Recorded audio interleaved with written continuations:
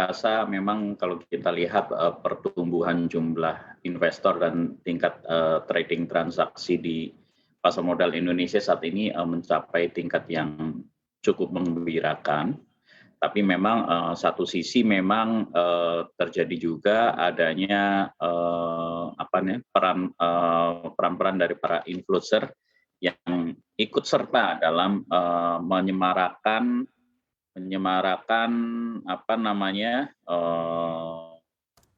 transaksi di bursa pasar modal Indonesia melalui pengaruh-pengaruhnya lah istilahnya ya, pengaruh jadi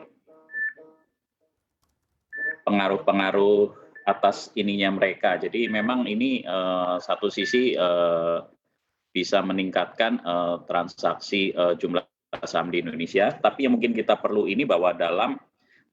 kita cermati bahwa dalam melakukan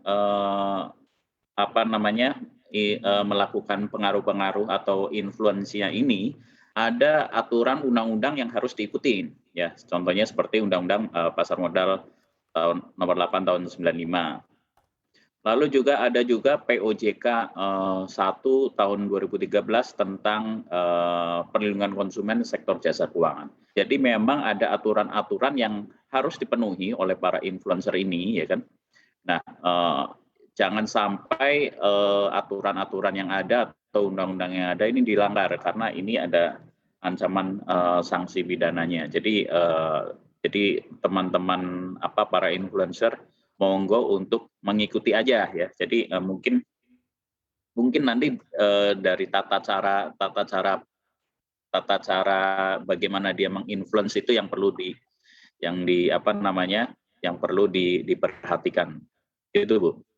Baik, namun untuk ancaman pidana yang dikatakan oleh OJK ini apakah menyasar emiten tersebut yang menggunakan jasa dari influencer ini atau influencer ini sendiri, Pak Rudi? Ya kalau di dalam peraturan yang ada memang yang diatur adalah berkaitan dengan penasehat investasi Bu ya. Jadi kalau penasehat investasi ini harus memiliki izin yang terdaftar di OJK ya. Dan tentunya waktu untuk memperoleh izin ini harus memiliki keahlian-keahlian tertentu yang menjadi dasar dalam pengajuan izin ini sehingga mereka boleh atau bisa memperoleh izin sebagai penasehat investasi.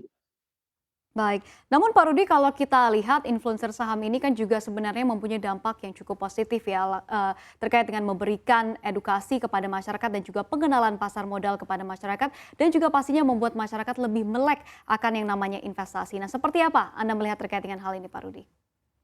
Ya tadi sudah seperti saya katakan bahwa memang ini fenomena pasar modal kita yang sedang bertumbuh.